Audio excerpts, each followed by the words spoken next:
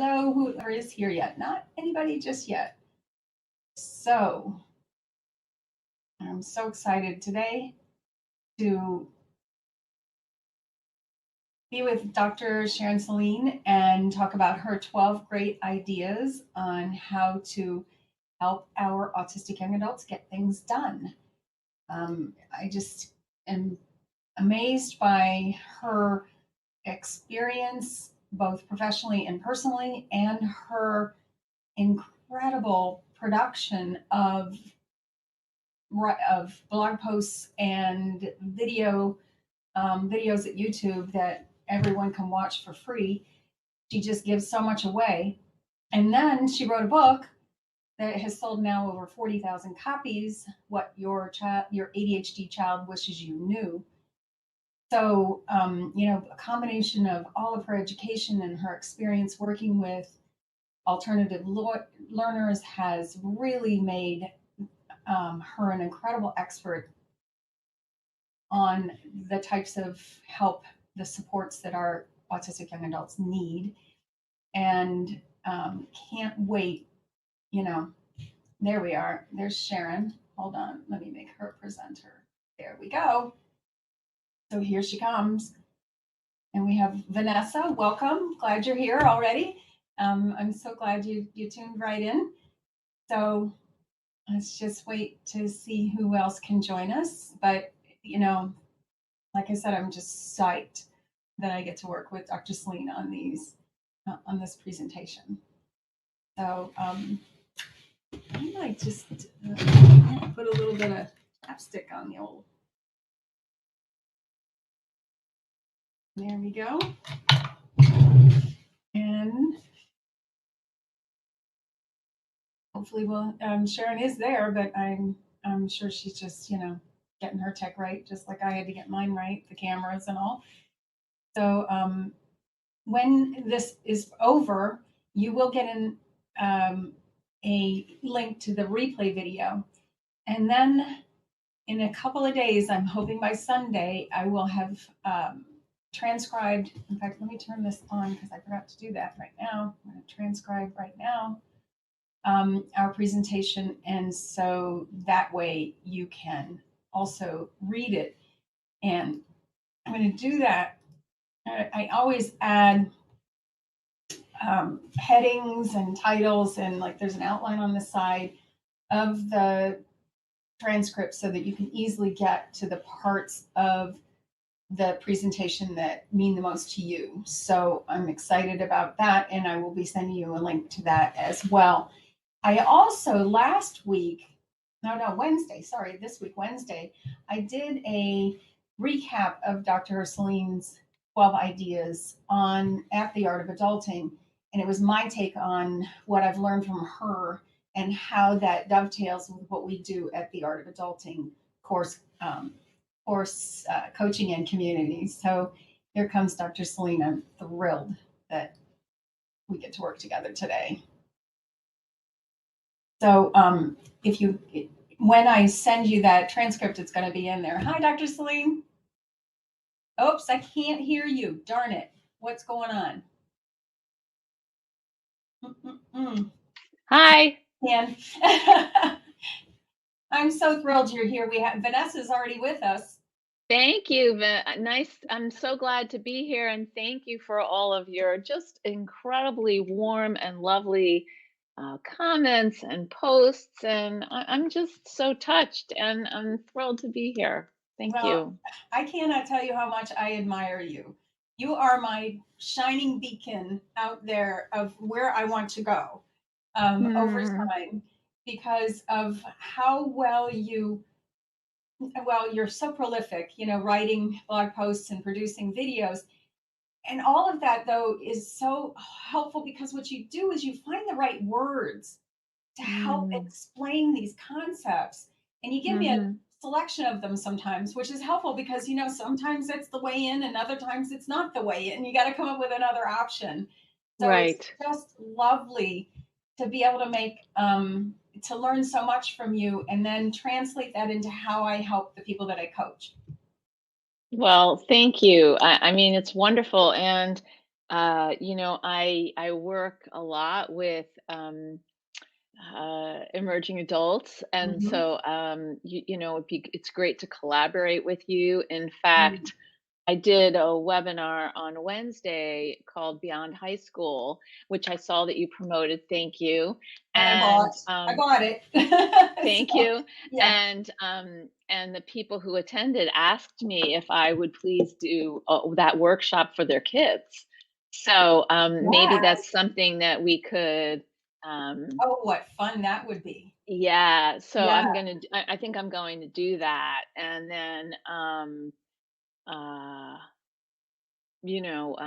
I'll let you know when I am, because it seems like that would be up the alley, right up the alley of the people you work with. So. Oh, definitely. And I had to figure this out because we have 6 kids and three, Mhm. well, several are autistic and all of them are alternative learners. And thank you for that terminology, alternative learner, because it really does encapsulate just the fact that we have some brain differences going on. They're normal variations on the brain. Mhm. I mean, there's 7.9 billion people in the world. Did we not think that there was going to be some variation here? Right.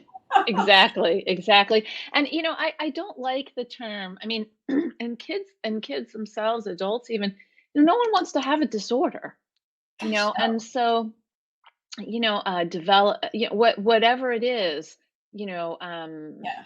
nobody really wants to use that name or that verbiage.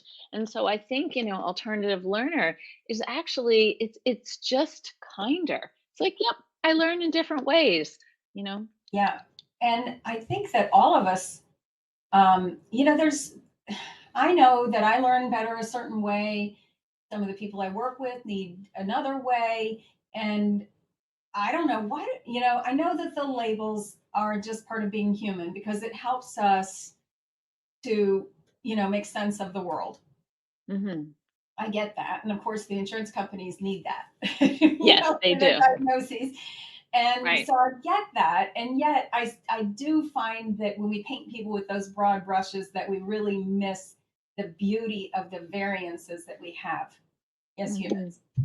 I think that's so true. And what I notice is that we want the diagnosis for the medical model. That's all. And Mhm. we want to be able to, get whatever services are linked to that diagnosis. But I think it's important for people to be able to name their own brain. How Yes. does your brain work? Like I have a worried brain, or I have a Sharon, have a worry brain. Like, my brain is anxious. And so I own that. So good to And, know. rather than pretend that, or wish that I were one of those people who are just really like bright eyed and whatever happens is great, I'm just not that way. Like, I'm just not that way. And so we want to move toward an ability to have compassion toward ourselves Yes. and accept First who we step are. right there. First step. That's right. And if we are very busy, you know speaking, living, acting out of the disorder, then we're not actually offering ourselves the opportunity to act out of the happy, joyful, Mm. creative parts of ourselves. And because that voice then becomes louder than the other parts. Because our brain tends toward the negative, and that's why it amplifies it.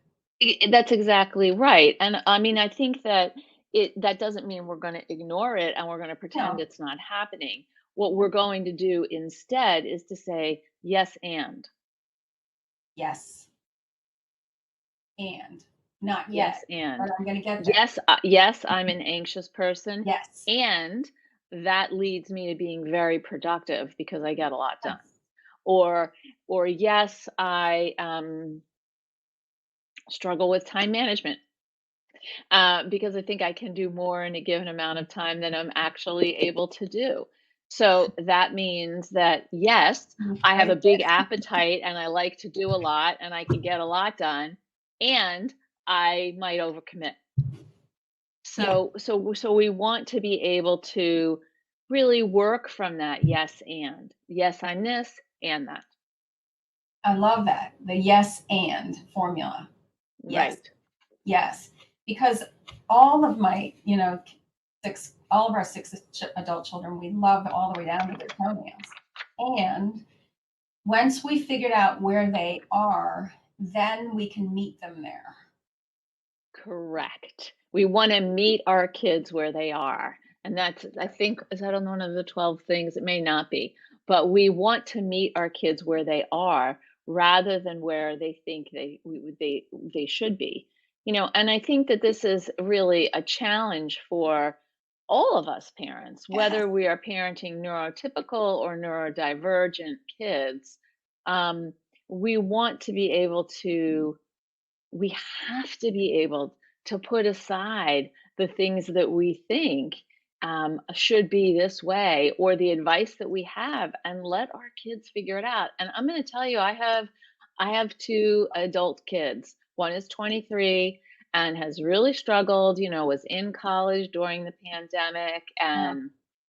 and got depressed. And one of them is 27 and just had a baby, so that was their choice. He wanted to have a baby with his wife. Had you know, a wedding that was very, very small with him and the wife and the chaplain and the dog. And then we took them out for dinner. So there was a whole adaptation for me as Mhm. Jewish mother. I'm like, what? We're not having Mhm. a wedding? Are you kidding? So, Mhm. but no wedding, you know, no after party, that's their choice. And that took grieving. And I think that's kind of what I Yes. want to say, right?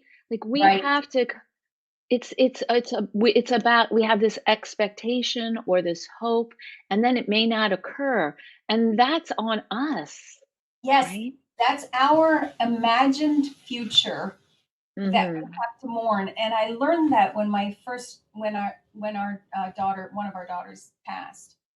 And what was she right before her second birthday in 1988. And this has been a while ago, but the pain of letting go of the imagined future I had with her. Mhm. I had pictured us going to kindergarten and then, all the Mhm. things. And I had to let go of all of that. And I'm so grateful, to her for many, many reasons. And I try to honor her memory by learning the lessons and then applying them forward in my life. So Mhm. that's the way that I frame up letting go of the future. Mhm. And And that's that's a real. huge deal, and it's a huge loss, Yes. and I only want to say, if you were here, I'd give you a big hug. Like I can't imagine that Mm, kind of pain and grief. Um, I said I'm Jewish, and in Judaism, when someone dies, we say, "May their memory be a blessing." And well, her clearly, her grandmother was memory. Jewish, so I, they adopted our family as because mine lived so far away. So Esther was and Manny were our So grandparents. and clearly your daughter is a blessing for you, Oh and yeah, her memory is a blessing. and that's Um, how I try to honor her is in that way. mhm, I really, and by yeah, learning the lessons and applying them as I can now. mhm. So it is, oh my gosh, how did that happen? It's already 12 o'clock. And I just want to take a moment here to ask you this question. Would you like to know the best way to encourage your autistic young adult to get things done? And if you're answering yes, I have great news because that is exactly what we will discuss today. So I'm thrilled that to to that that our guest is going to explain her 12 great ideas. And trust me, she has many more than 12. But we're just at this point able to cover those 12 about getting stuff done. And that's by improving executive functioning skills by collaborating and harnessing grit, which is so cool. So I'm Lynn Davison. I'm an adulting coach. I help autistic young adults and their families systemize adulting together.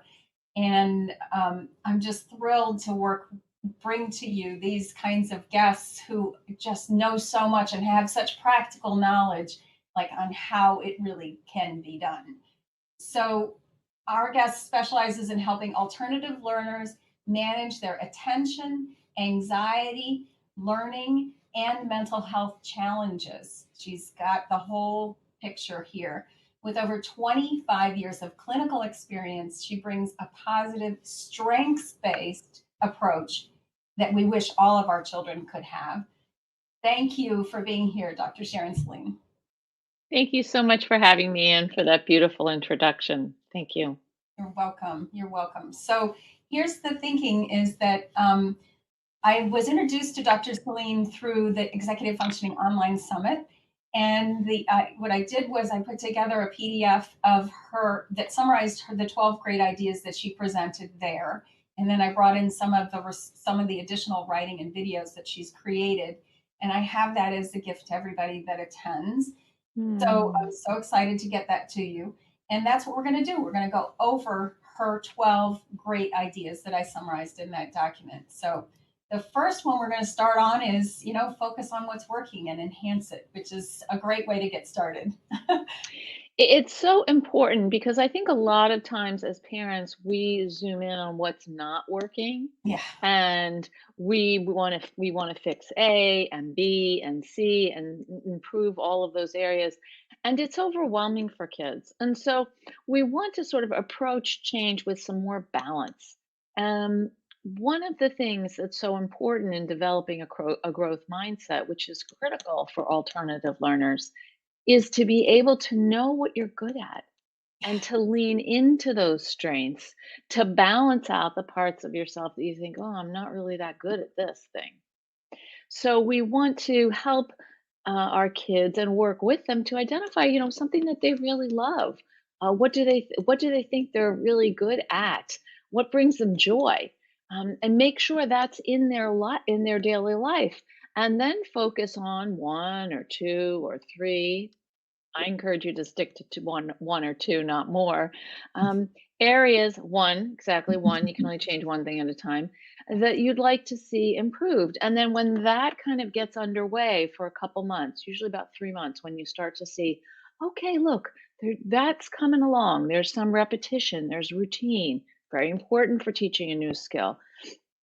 Patience, repetition, routine, patience.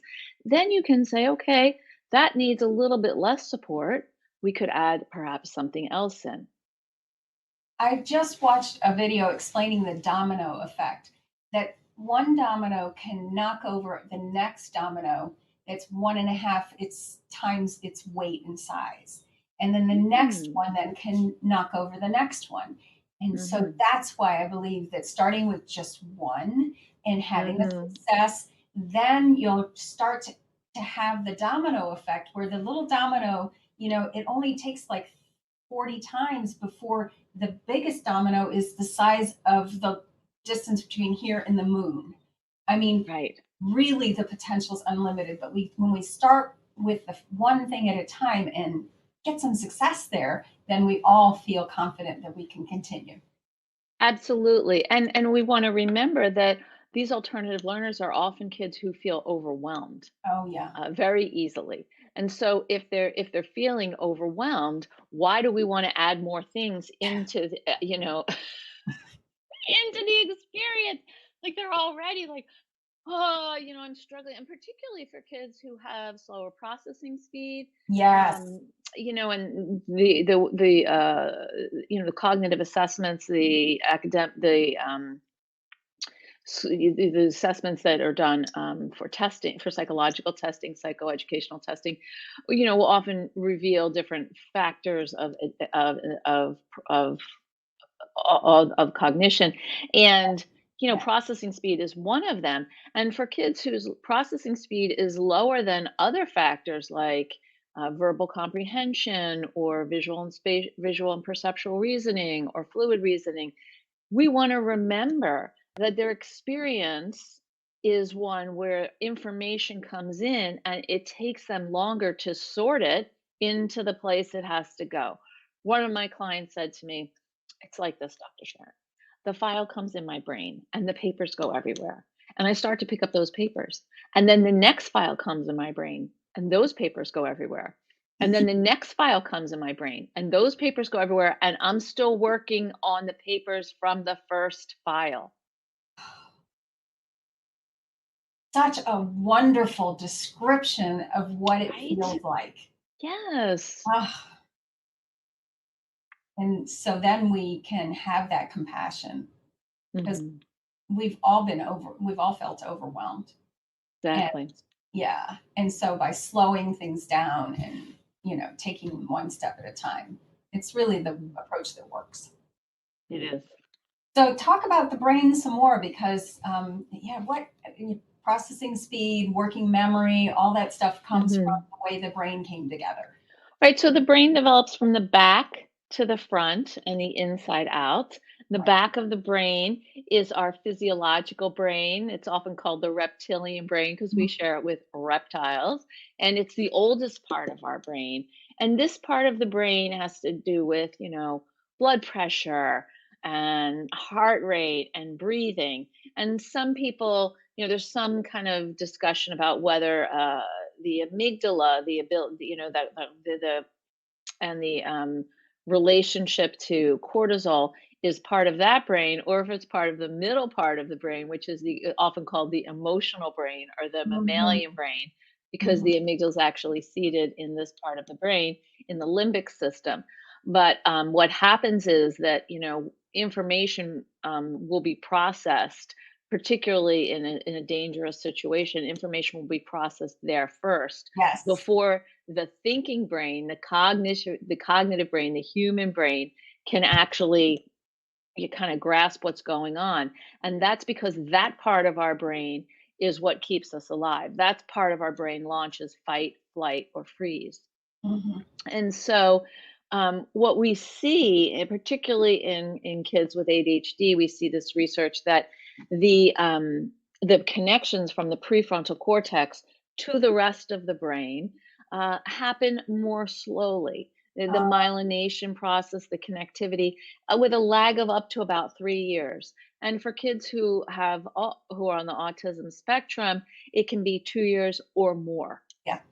So we want to remember that these are kids who have a biological brain difference. Yes. Now, executive functioning skills develop. They don't develop in a linear fashion. It can be two steps forward and one step back. You'll see a lot of progress in one area and then a regression, or aggression, or while there's that progress, there could be a regression in another because there are, depending on who you ask, 11 to 12 executive functioning skills. There's general agreement that the last executive functioning skill, which is called metacognition, but I refer to it as a self evaluation. It's called self awareness. It has lots of names, but generally, it's the ability to think about your thinking, and it's the ability to sort of grasp the entirety of a concept of a situation, and make a decision, and make a decision based on your understanding of the various consequences. This ability, metacognition, while we can develop it, we start in young childhood. Like, how do you think you're doing, and what do you think you could do, you might be able to apply in the situation. It's the last part of the brain to actually coalesce And it, around age 25 in neurotypical brains at least. and closer to 28 in those with ADHD. And it's kind of a miracle that we have this brain here, right? And then we're Yep. able to look at the brain working. Evolutionary, Right. that's a miracle. R- It is. And that's what metacognition is. And that's what our frontal lobes do, is they allow us to think about ourselves and to think about our thinking. And so it's incredible. And it takes time to develop it. I mean, I'm working with someone right now, and I met with his parents yesterday. And you live with someone every day, you don't always see this. But I said, like, I'm thinking about where he is now compared to where he was a year ago, and where he is now, at 15 versus where he was, last year at 14 is, he's able to talk about, this is what's going on in my brain all the time and I don't like it. Wow. I'm like, What okay, what let's awareness. spend, That's right? cool. I know. I said, let's spend 2 minutes. Tell me everything you're thinking. And Yes. boom. And I thought if I was living in that brain, I'd be exhausted because it never stops. It's No, it bouncing all doesn't. over the place. I And know. he says, and that's a problem for me in school because I'm smart and I Mhm. can't do the things I want to do. Mhm. I said to the parents, I said, I don't think you have any idea how much growth has happened in 1 year for him to be able to say that. And they're like, really? Like, yes. At that age, yes. But, Yes. he's been in therapy now with me for 2 years. And Yep. so he's learned, to think about his thinking Oh, and to perceive himself. His self-awareness is blossoming, and it's confusing mhm. at the same time. Mhm. Well, imagine how much better he's gonna, how much more growth there is ahead of him and how much better he's gonna be able to solve his own problems over time, even Right, if we're gone. You know, right, this exactly. right there, that's the gift that we give them when Yep, we have them work with people who can help make that happen. and So they can name things. yeah, and name things. Yes. So that goes right into the pills don't teach skills. I'm on Facebook, many Facebook pages that support parents with autistic kids, and Mhm, which drug do which prescription do you prescribe? And I'm very much pro using whatever tools we have. So if it's a miracle that we have these, pharmaceutical tools, at the mhm. same time, it's really helpful if we pair that with the skills. Well, what's interesting is that, research shows that about 50% of kids whose primary diagnosis is ASD have ADHD.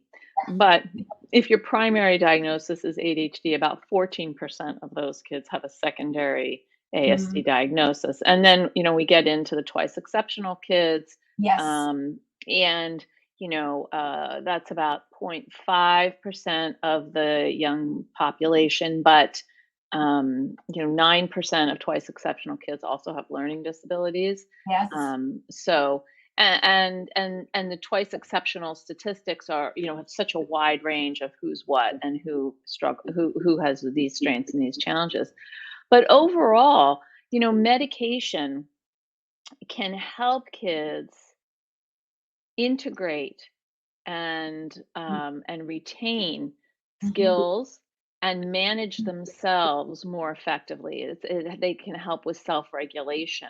But Mhm. it's not necessarily going to teach you how to use a planner. It might help you with the more unconscious skills of focus, Yeah. working memory, um, or guiding your attention to where you want it to go. But it's not necessarily going to help you figure out, once you do your brain dump of all the things you have to do, what's most important. And so that's where we need to have collaboration with adults. Interestingly, there's a study that came out of the University of Pennsylvania that showed that kids who are diagnosed, whose primary diagnosis is ASD, and have um, symptoms, significant symptoms of ADHD, but don't perhaps meet the criteria for a full diagnosis. When they are given stimulants, it helps with both the symptoms of ADHD and autism, Yeah.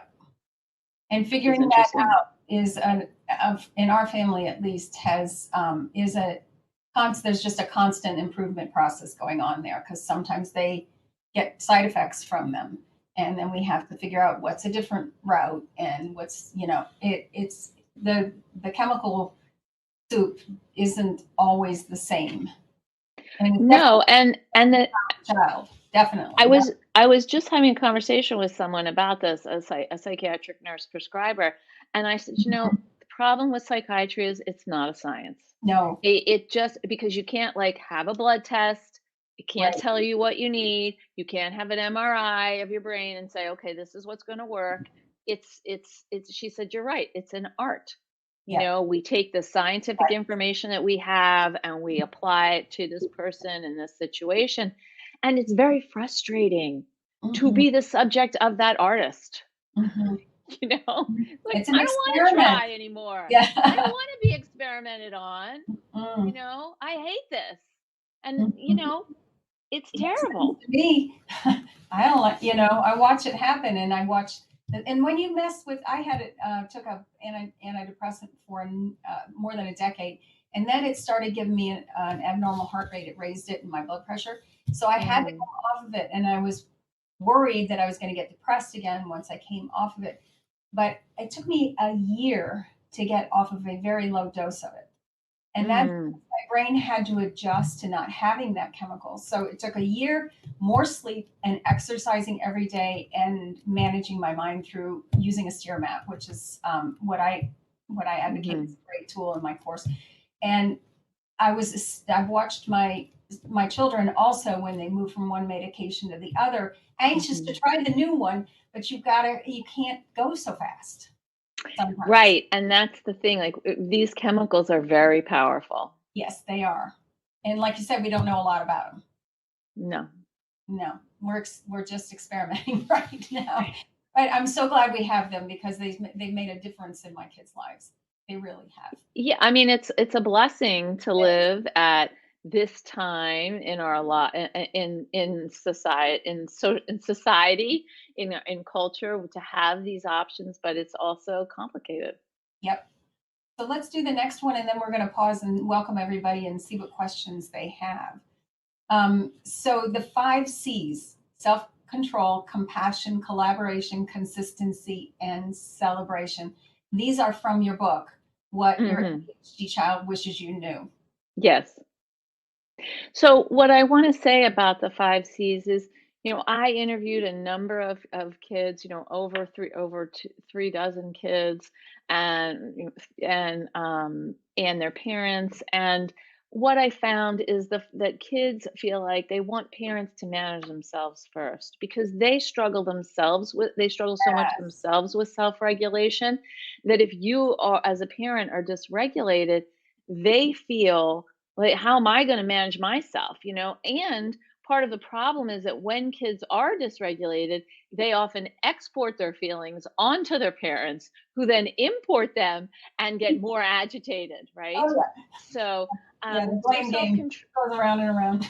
Exactly. Yeah. So self-control is really being able to, notice what's going on with you and regulate yourself first, which is the hardest thing. And I recommend that if you're feeling activated or you're feeling triggered, go to the bathroom, close the door, and wash your hands, Wash put your some hands. water on your face, or just like close the lid to the toilet and sit down and look at a magazine for 2 minutes. Right. Um, Whatever's happening on the other side of the door will still be there when Oh you're yeah. done, including kids banging on the door, "Come out, when are you coming out?" And that sort of thing. Mom. Um, "Mom, I need you now," and, that will give you a chance to be with yourself, because kids know that parent people go to the bathroom by themselves. Right. Such a great strategy. Just go to the bathroom. Just go to the bathroom. And then the second C, I'll move quickly. The second C is compassion, which is, we talked about meeting our kids where they are, Mhm. not where that we think they should be, and practicing self-compassion, because we, like our kids, are doing the best we can in a given moment with the resources we have available to us. Yes. Collaboration, working with our kids for solutions to challenging Yes. issues, rather than imposing what we think it should be. Even young children have some ideas about how to solve a problem, or Yeah. to create a routine or do something. We don't have to do everything they say, but if you can incorporate some piece of what they want into whatever plan or activity you're creating, you're going to do better, because they will have buy-in Yep. And that's what Ross Green promotes on his website, all Live the time, Balance. all the And it's time. Yes, all the wonderful, time, that whole all the time. process. Yeah. And then what we want to talk about is consistency. This is not perfection. This is meeting people where they. This is not about perfection. Excuse me. It's about steadiness. It's about what I call efforting, And someone recently called me out and is like, "I can't believe you made up a word. I have lost all respect for you because you've made up a word." And I was like, "Wow, dude, like you need to do something else with your time." And efforting is a word that I created particularly for neurodivergent people because it's more than just trying. Yes, Trying is, I'll give it a shot. right. Efforting is what neurodivergent people have to do when they attempt something because it's not just, I'll give it a shot. It's, I got to get all my executive functioning skills. I got to pay attention. I got to deal with my body and Mhm. my psychology, my emotions, my EF skills. Like that's what efforting is. And And it's will not just over and over again. It over and over. doesn't happen Exactly. like that. It just doesn't happen fast. Most No, it most doesn't. worthwhile things take more than, take a lot of efforting. Yes, exactly. And that's part of why efforting isn't trying because efforting includes repetition. Yeah, yeah, It's not just a one shot thing. yeah, yeah. So, and then finally, celebration, which is not like I'm going to bake you a cake because you cleared the table. Celebration is about noticing and validating and acknowledging when our kids are doing things that they're supposed to be doing. Yeah. When we see them actually engaged in that process of efforting. Um, there's been a lot of research on happiness in the last Yes, decade, you yes, know, whether it's Martin Seligman or Dr. Barbara Fredrickson. There's just been a lot of research. And what Barbara Fredrickson found, in the positive psychology area, is that ideally there should be three positives for every negative. And she yes, researched in all areas, so work and relationship and everything. yeah. And I've gone around, and I'd be curious. We ask your people who are with us, what do they think the ratio is for every one negative comment that your child hears or you hear? How many positives are there? I know. It's out No, of wait, I said that backwards. Whoop, hello. For yeah, every one positive, how many negatives are yes, there? So yeah. sorry. No, So for every one time you hear something good, like how many negatives do you hear? Because the numbers that I've heard from people are astounding. yeah. Particularly, when I talk to teenagers and they're like, "Well, what I say to myself or what other people say to me?" And That's I'll a say, great "Well, question. the total." And what do you think the answer is? I mean, Oh, what do you think the range is, Lynn? yes, it's not good. It's less than one positive for every negative. Gotta be. Oh, it's one positive for like 30 negatives. Yes. Yeah. That makes perfect sense, especially in the way that we talk to ourselves. And our kids tend to be more self-critical. Correct. So, there's what people say to us, and then what that, critical part of ourselves says to us too. Like I've named that critical part of myself. I've taken Richard Schwartz to a new level in his work with IFS. Yes. Mine is I've named mine Poindexter the perfectionist. And Poindexter Not a name you hear very often. Good one. no, no, but he's always like this. Dexter. Yeah, exactly, exactly, exactly. He's letting me know when I overstep all the time, and when I don't measure up, it's even worse. Oh, I know. So, Like yeah, and your kids have all kinds um mhm. of these their own Poindexters. One of my clients, I sat with her yesterday, and she said, I'm gonna call him, mine is loser is loser is loser the leprechaun. Loser the leprechaun. Hmm. Nice alliteration. Yeah, she's very bright. She's Yes. like, yeah, because everything is luck. It has nothing to do with actual skill. And I'm Oh, like, that's profound. yeah. So I was like, She nailed it. so Good for her. Wow. So we do yep. have a couple of comments from Nafton, and Hmm. please feel free to put some comments there in the chat.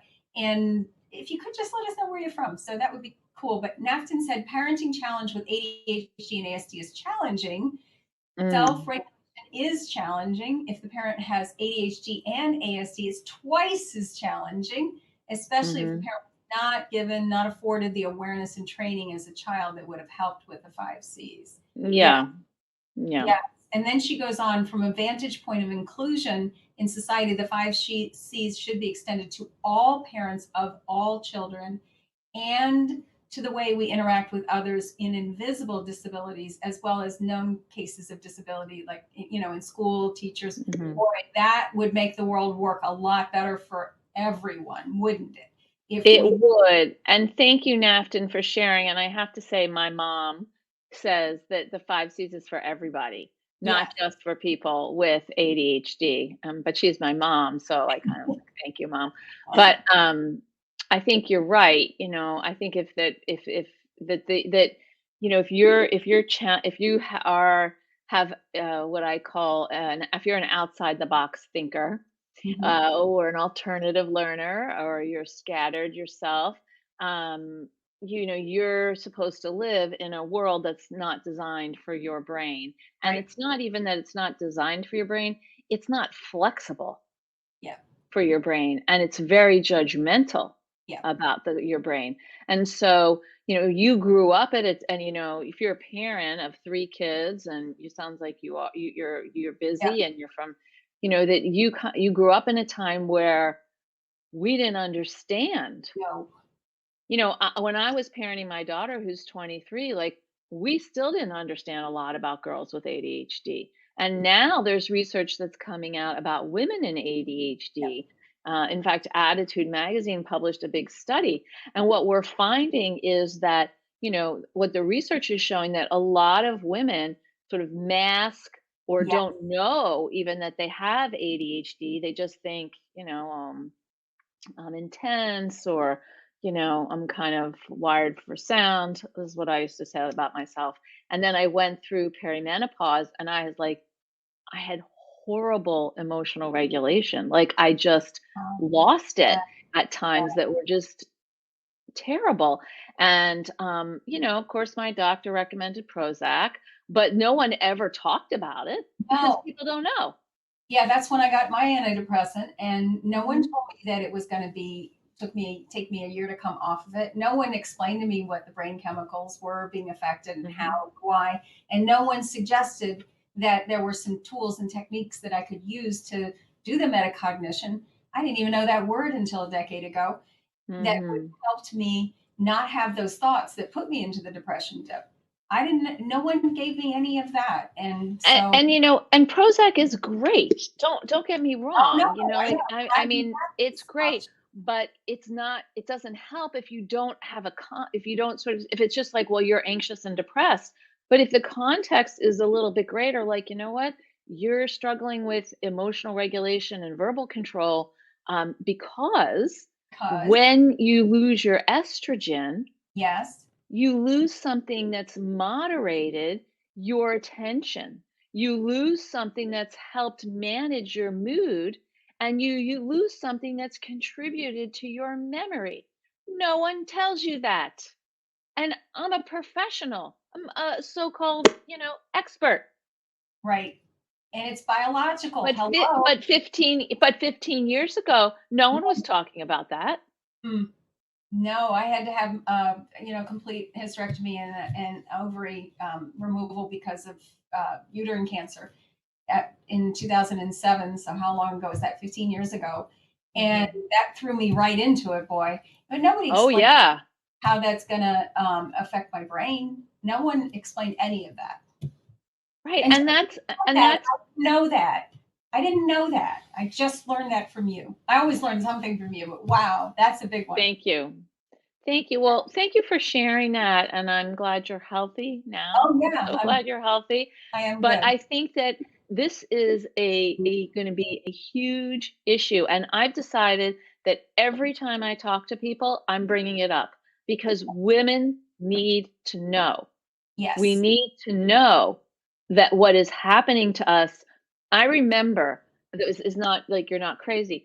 I remember, this will be 15 years ago or so, I Mhm. went to see Dr. Barkley speak, and he was saying that he actually said at the time that having ADHD was like going through menopause. And I was like, what? Wow. But he didn't really elaborate much on that. They're And now good nugget. I think he would do something differently, But because the research is different and there's so much more information, but, Good to that's know. big thing to say. Good to know. Good to Yeah, know for all the people that are listening here. Yes, right. definitely. So, we're halfway through, and we're not quite halfway through your 12 ideas, and I I'm gonna want to, talk fast. I'll talk fast. because they're so good. This one about having to use cues, checklists. I love them. So I'm just gonna say one thing about this, like, this is your friend. This is Mhm. your friend. Alerts, alarms, notifications, the Pomodoro technique, go on the website, download it, have the tomato timer on your computer. There's nothing wrong with cues. And we want to talk with our kids about the difference between a cue and a reminder, because a reminder is a nag. Why aren't you doing blah, blah, blah? Or can you please do blah, blah, blah, which may seem like a nag, but it may not be a nag. So we have to help differentiate for them that there's a difference between nagging and cueing. And that's all I want to say about that so we can go on. So important. Um, So very important. Someone Yes. just added something in the thing that said that they, Your daughter has high anxiety, and then yes, but it and disappeared disappeared, on but my that's okay. thing. We can address it because we do have a lot of kids.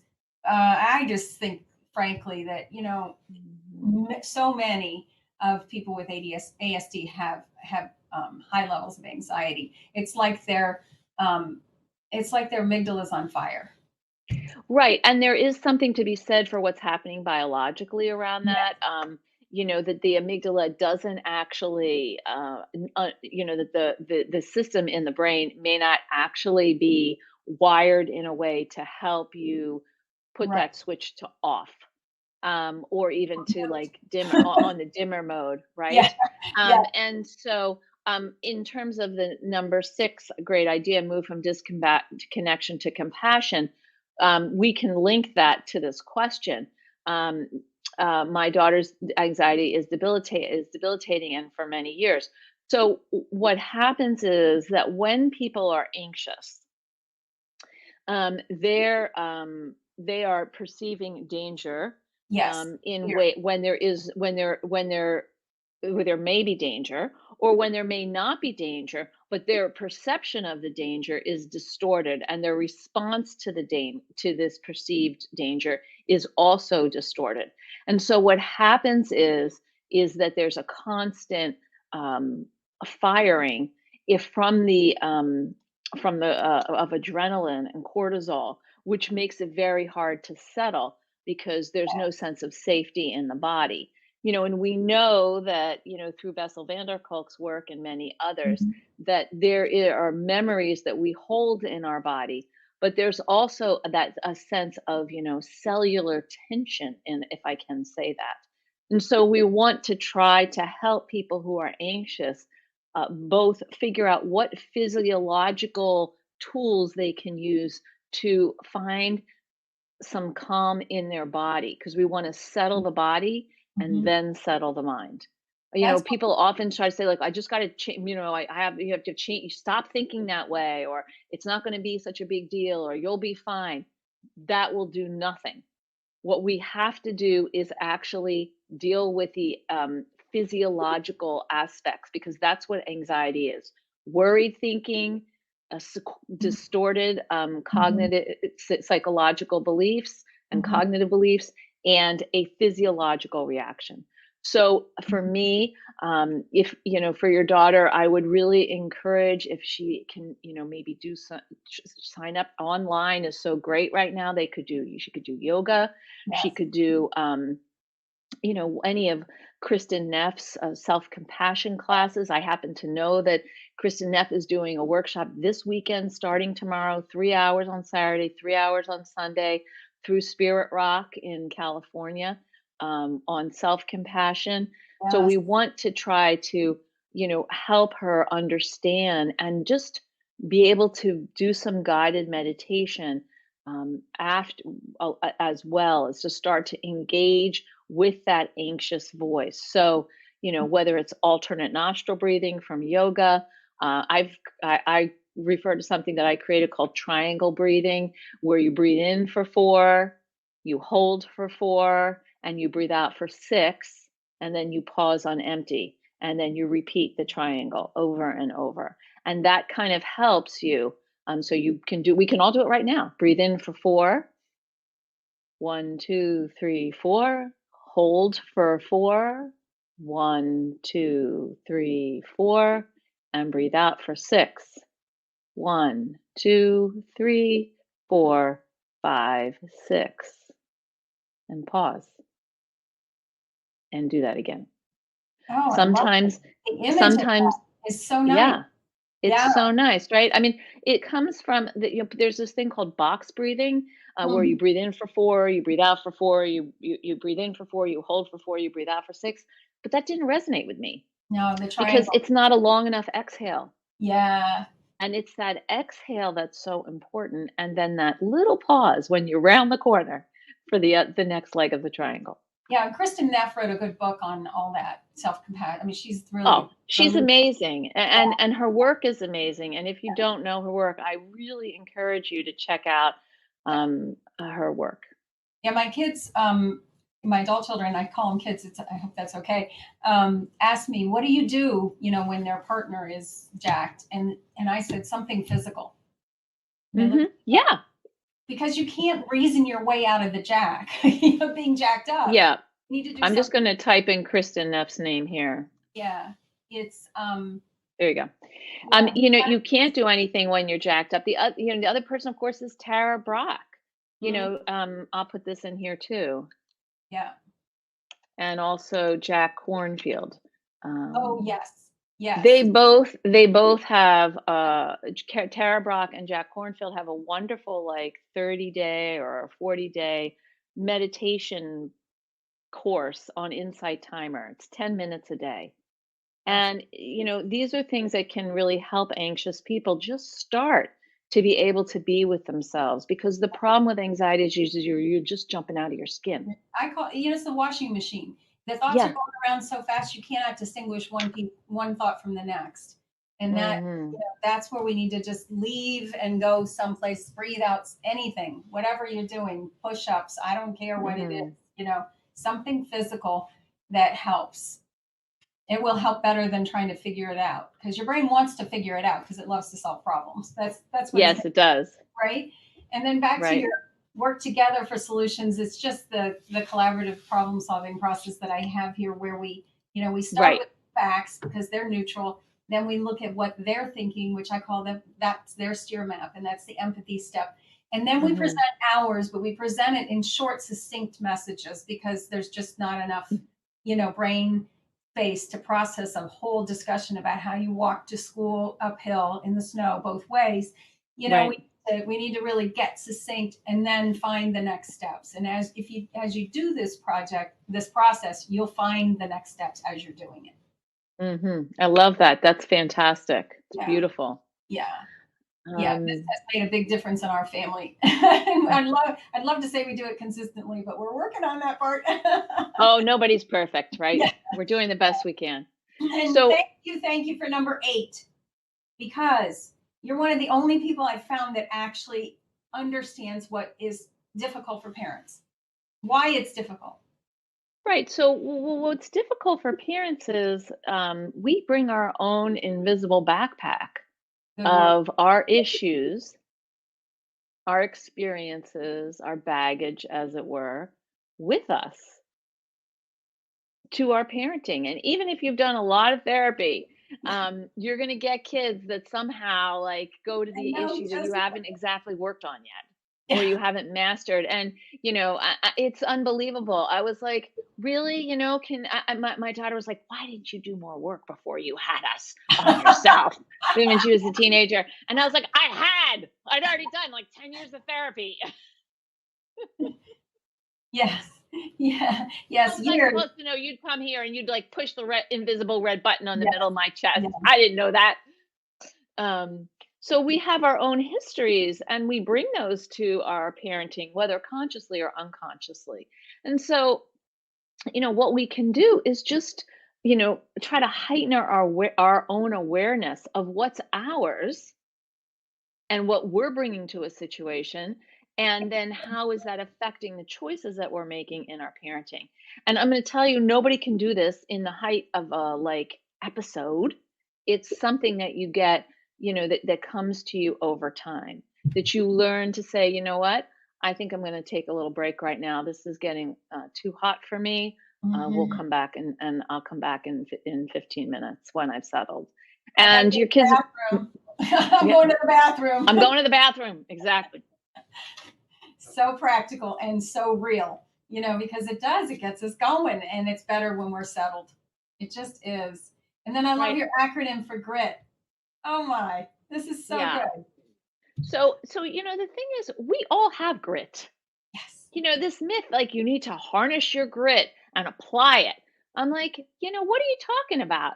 People who are neurodivergent, people who are who've experienced racism or sexism or homophobia or any kind of ism.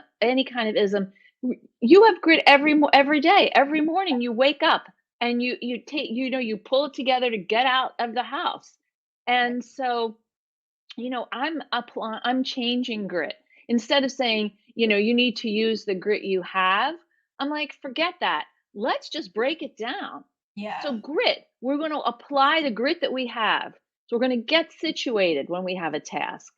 We're going to figure out what we need to do to resist distractions. Do I put my phone away? Do I put all my fun stuff on a different browser? Do I set up the stay on task app that pops up every, 10 minutes to say, what are you thinking about? you know, what am I going to do to resist distraction? What incentives am I going to use to help myself get through a task I don't want to do? So, for example, I have, like 150 emails in my box. Ugh. It takes a lot of um, Yeah. Stick to forbearance to this. go through them. Yeah. Okay. Yeah. So, what I do is I'm going to do 30 minutes. I'm going to set my timer. And at the end of 30 minutes, I'm taking myself Never into stop the this time. glorious sunshine. And Yeah. that's it. And maybe I'll do 30 minutes at the end of the day, but I Yeah. can't do 150 emails in one time. No. Mm-mm. Right. Mm-mm. So Yes. grit does require executive functioning skills, Nancy, and it's how we apply our executive functioning skills. Mhm. So, and then finally, we're going to talk through small steps. So that we just talked through a small step. Yeah. I have these emails. I'm going to break it down. I'm going to do a small step, which I feel like I can handle. For some people, 30 minutes might be too much. It might be 5. That's Yep. fine. So you Yep. want to figure out what that is. Yeah. So in order to apply your grit, yes, this works with budding and nurturing executive functioning skills. What do I need to get set up? How am I going to resist the distractions? Okay. What incentive do I want to set for myself to motivate me to Mhm. initiate and get started? And how am I going to break down a task into small enough chunks so I don't procrastinate and I can feel a sense of success and sustain my attention and meet my goal? Yes. Yes. And this all dovetails really well with, I don't know if you're familiar with Piers Steele's The Procrastination Equation, but it's a, Mm-mm. good piece of work. Can Um, you can you type it down? Is it that is PIER? Piers Steele. I think it's Steel. Piers Steele, and he broke down broke down motivation into the four cons parts of it. Four. Anybody that can take things down and simplify it is a genius, as far as I'm concerned. Hmm. It explains the whole thing, and then I will link to that, the the notes I have on him, and other wonderful resources about his procrastination equation in the transcript that you'll Hmm. get. Hopefully by Sunday, could be Monday. We'll see how much I can do on the weekend. I have a couple of downloadables on my website around motivation and Yes, procrastination. yes. I've also written about it on in my Oh, website and in my Psychology Today blog. So I would really encourage people to check those out as well. they really help because it helps us understand that this is not a character flaw. That there No. are elements that we can manipulate to increase or decrease our motivation. And it helps us to understand how ours works. And then we can start talking and figuring out what the thoughts are that are influencing those four elements. And so good to know that listening and figuring out how people think is the key, that metacognition Hmm. is really the most helpful way to approach it. And that's how we do it in the art of adulting. So I love um, Smith. Oh, what's her first? Maggie Smith. Maggie Smith, that's hilarious. That's a Yes. very funny gift. Yeah. Yeah.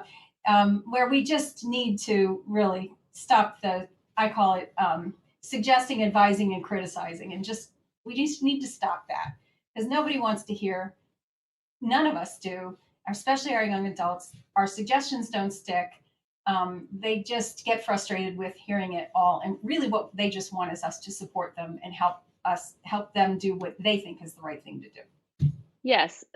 So say that again. It was suggesting, and what were the other two things? Sacking, I call it suggesting, advising, and criticizing. We need to stop sacking them because it literally pulls them down.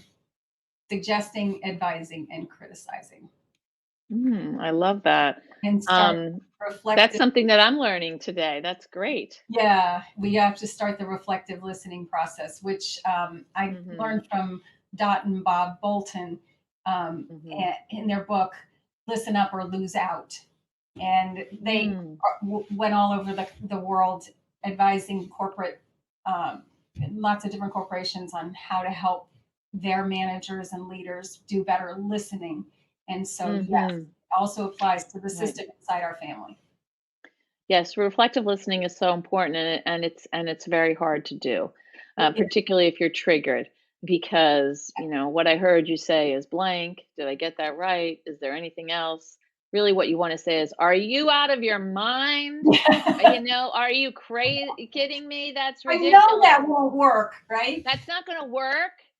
And trying to teach our autistic young adults to do this as well is a challenge because it requires processing the information they're receiving and then bringing it back out again. And sometimes that processing speed takes a while. And that whole habitual, giving us some feedback from an ASD person's perspective is a challenge. That's where the social skills, differences Course. happen. And so, one of the things that we're talking about when we want to stop arguing is we want things to slow down. We want to slow things down, Mhm. because it's hard to process when things are going fast. You're Mhm. not able to regulate. Mhm. You and your kids, particularly those who are alternative learners, they can't regulate if you're not regulated. So we want that's really the first intervention, which is slow down the process. Yep. In fact, that we end up with that one on 12, but let's just get to your really important thing. In fact, it's really cool because I used to have screen-free Sundays when my kids were young, and today Mm, they're saying, Mama, you were onto something with that. Back then they hated it, but today mhm, you are mhm, right because there's just too many inputs from screens, and our brains aren't designed to take them all in. mhm. So Yeah. I love your limit screen time. As a great idea, and help me figure out how to implement this one, will you? Well, this is where collaboration comes in, Yes, I couldn't agree because your kids have some idea of what they need to do on their screen, and there are different types of screen usage. There's what I have to do for school and what I want to do for fun, and how do I um, relax. you know more. so we play, we work, we study from the same screen. It's confusing. Yeah, it is. And even if we use our phones, we are now like, we touch our phone thousands of times a day. It's, when we're thinking about screen time, what I think we want to do, if you're a parent, and someone has a question with adult children, and I'll get to that in a minute. But if you're a parent, if you're parenting by yourself or you have a parenting partner, you want to sit down and say, how much screen time, not for school or work, do I want my child to have? Well, and I think with adult children, it's the same question. You just ask them to answer the question. How much screen Well, you're time? going to ask your younger children the question too. How much In my screen time scenario, how do you much time do you want? How much time do you think you want to have on your screen that isn't for school? right, How and much time do you think? the first question is how much time are you spending on screens? Well, that would be a question. That would be my next question. Like, how much time do you think you should have on your screen? Like, how much time do you want to have? And then how much time do you actually have? Yeah, Like, what are you actually doing? yeah, Where are you going? And then, you know, what you think you'd like, what you want to have, what you do have, and then understanding that whatever you have right now isn't really working because you're not turning your homework in or your grades are kind of, you know, not where you would like them to be by your own report. Um, we need to do something different. And so the way I think about screens personally is that screens are a privilege. yes. The screen time for school is not a privilege because it's part of like doing school. But the rest of screen life, that's a privilege. Like you don't come into the world and like need to have TikTok. Doesn't work that way. Right. So the Good. question is Yes, like how yes, much screen time for fun? And right. then, what are you going to do that is a gimme? So every day maybe your kid gets an hour that they get no matter what, unless Unless, they violate using screen appropriately, yeah. right? So they're up in the middle of they sneak it in the middle of the night, they're Oh, not gonna yeah. get that hour. Yeah. They visit inappropriate sites, they're not gonna get it. They post things that should not be posted, that's gonna affect it. So there are some guidelines, okay? But Right. generally, they get their hour. Or I like to keep that gimme sort of low. So like 45 minutes, maybe 30 minutes. And then of course, we're trying to get to the 2 hours of fun screen time a day because that's what, let's say that's the number that we all agree on. So then how are we going to get to that number? Oh, well, you're going to earn it in 30-minute chunks. So you come home and you take the dog out, which is your responsibility, Yeah. and you have a snack, and then you do some homework. And then you get your 30 minutes of your bonus your gimme time. Okay, well, how are you going to get off that 30 minutes of your gimme time? You gonna have a tantrum? You gonna yell at me? If you only do those things, you're not going to get your bonus time. So you get to school on time, maybe you earn 30 minutes of bonus time for that. So you can connect activities and responsibilities to earn screen time Mhm, bonus points. mhm. So if the baseline is 30 minutes and they want to get up to 2 hours, great. You know, wake up without cursing at me. Yeah, that's a good start. Yeah. Yeah, Get to school on time. yeah, That yeah, would be each of those could be 30 minutes. Finish your homework and show me that you turned it in. You'll get another 30 minutes. yeah. And with Okay. our adults, then we say, okay, well, what are your ideas? What, Right. and then Right. we So share with ours, adult right? correct. So with Friends and adult kids, right, with adult kids, what we want to say is um we want to have a sort of we want to zoom out a little bit in the conversation. Like, what do you think the role of screens is in your life? And is that how you want it to be? yeah, How much time are you spending on your screen versus doing things that would be more satisfying to you or make you feel better about yourself? Like the question I always ask adults is like, well, particularly emerging adults, like, well, how do you feel when you when you get off of your like when you're on your screen for 30 minutes looking at, Snapchat of what other people are doing or Instagram? How do you feel yeah, about yourself? yeah. And yet, so many of my kids use screens to connect because it seems to be a good place for them to be social. So Right, I want but to make sure that that works for them. At the same time, I want to warn them of overuse. So we're trying to find the right. Goldilocks place. Exactly. It is a Goldilocks place because what we want to be able to say is, yes, I want to have a certain amount of time where I'm connecting with people online. But then I also want to learn how to connect with people face to face. And that's hard for a lot of Oh, kids who are on the spectrum and also may have ADHD or a learning disability. Um, and because the distance is safer, it's more comfortable. Nancy's saying that that's how her daughter communicates successfully and socializes because she struggles with face-to-face socialization. So we want to try to slowly help them learn how to do that, and maybe that's just going to a local cafe and ordering something to eat to practice that skill. oh, the practice is so good, and especially if you can make an occasion or a celebration out of it, it just, Mm-hmm. it makes it more attractive because it's Mm-hmm. something that is scary. It sets those alarm bells off in their heads, and Right. it connects to your last point because if we can help, if we can maintain our connection with them and describe how we're doing it. I just want you to notice that I'm trying to notice whatever you do Mm-hmm. well and, Mm-hmm. notice how that makes you feel.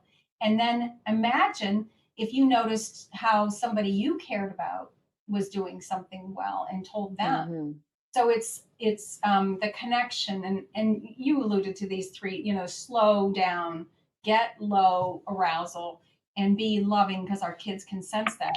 And if we can teach them to do the same thing with their friends, slow things down, try to get to a low arousal, and really project love to your friends, then maybe, if they're thinking about how what they're trying to give away, then the focus on themselves might, get in a better proportion, because mostly they're worried about how they're going to come off. And if we can back away from that and think about how we're going to make the other person feel, sometimes that does help. Absolutely. And we want to remember is we our kids are not going to necessarily respond well when we say, "Do you notice, like are you aware that I'm noticing when you're doing well?" They're going to be like, "I didn't ask you to do that. What are Yeah. you doing that for? Like, don't tell me. Like that ruins the whole thing." So what we want to do is we want to just casually say, "Thanks for cooking dinner tonight. You've been home for 3 months, and I really appreciate it because 'cause I'm working hard. That was very nice. I really, really value that." And, that's it. We don't wanna get into a process around me noticing you. Instead, we just wanna just offer it up and give it to them because we're gonna be modeling for them how to offer it up Yeah. to other people. Right? So one of the things that's challenging for kids who are alternative learners is they often lack confidence in Yes. their ability to connect with others. They feel like they don't feel good about themselves, or they feel like they don't have the right enough to offer, or they feel like they don't get it right, or whatever the Poindexter is saying to them in their heads. So what we want to offer them is as much as we can is our love and our support. And so in order to do that, we want to be able to really focus on I observe, I Mm, notice. yes, I I see. notice that when you're on your phone during the day, that by the time dinner comes, you're not necessarily in the best mood. Do you notice that? What do Mm, you think do you think there might be a connection? How do mm. you feel after you get off your phone being on it for 2 or 3 hours? And then because we wanna ask those kinds of questions that foster metacognition, Right. self-awareness, Right. and so that it feels like we're on their side rather than we're judging them and we're telling them what they're doing wrong. Right. Because that's the keystone skill that's going to help them move from the emotional childhood to the adulthood that we're hoping them to get to. Exactly, exactly, and And you're they're gonna not alone. stumble, all parents, you're gonna Oh, stumble, just expect it, yeah. and the final thing that I wanna leave you with is, you will stumble, that's Yeah. cool, we all will, own it, be Hmm. accountable, say, "Wow, you know what? I messed up, I'm sorry, I blew it. I know you told me for 3 years, 10 years, or whatever, that you wish I didn't say X. I'm working on it. Sometimes I slip up. Yes, yes. I'm still a work in progress. Motherhood, doesn't come like the Matrix. Correct. I didn't download mothering into my brain on the Matrix. We're learning as we go, and that's what we do. You said you had something. We learn, we grow. There was a wonderful phrase you had in your that resonated with me about that. I'm not sure what I said, We so grow. but I think we learn, we grow, Yes, and we pivot, you and we know? I mean, yeah, I think that's really what we have to do, and, you know, we are works in progress. Our kids don't really wanna hear about the work in progress that we are. They just want us to leave them alone. yeah, So, you know, you can say, I this is a really annoying thing I do. I'm working on it. I may have to work on this till the day I die. I apologize for that. That's my path in this life. yep, yep. Wow, what a great way to wrap it up. And I just want to let everybody know there you will be sent a link to the replay and the let's see, Lynn C. Davison. Speaking of /blog is where you'll be able to see anytime you come back. That's where you're going to be able to get, and it doesn't require an opt-in. You can just go right to that page, and you'll be able to see this entire Q&A with a transcript and the links at the top to any of the resources that we've mentioned here today. Thank you, Lynn. And if you would send, maybe we can talk offline. I don't. I'll email you with my phone number, but maybe we can talk offline because I'd love to have a link to this Mhm. beautiful session on my Facebook Oh, perfect. and post it up on YouTube because it was really so fantastic to talk with you. You're very wise and insightful, and I just am so. Um, Filled with admiration for the work that you're doing. And thank you to everyone who joined us. I really Well, appreciate your right back participation. at you, Dr. Saline. And yes, thank you for everybody who was able to come today and who is going to be watching this on the replay. Bye for Okay. now. Bye.